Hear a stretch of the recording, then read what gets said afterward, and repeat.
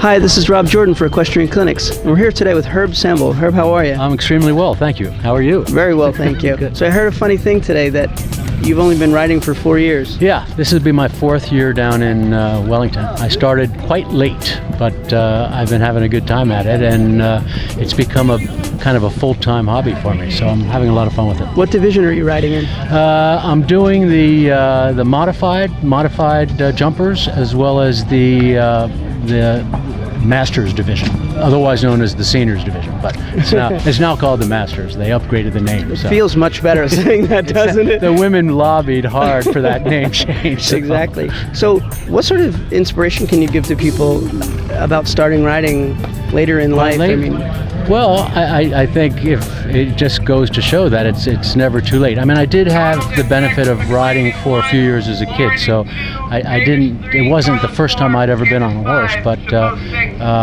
I think, you know, if you work at it and you have a good trainer and are committed to it, I don't think there's any real limit in terms of what you can do. Who are you training with? I train with Federico Stirling, and he has been my trainer since I started, and he's always found me my horses, and it's been a tremendous experience working with him.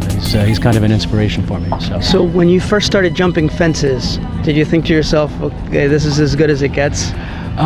Well, the first time I ever jumped a fence with Federico watching, I think he was completely mortified because he didn't realize how much work there was to do. But I think once I started to get more comfortable in the show ring, and I think that's the key thing. I mean, it's one thing to jump around home. The first shows were really interesting for me because I you know, it's just a whole different experience.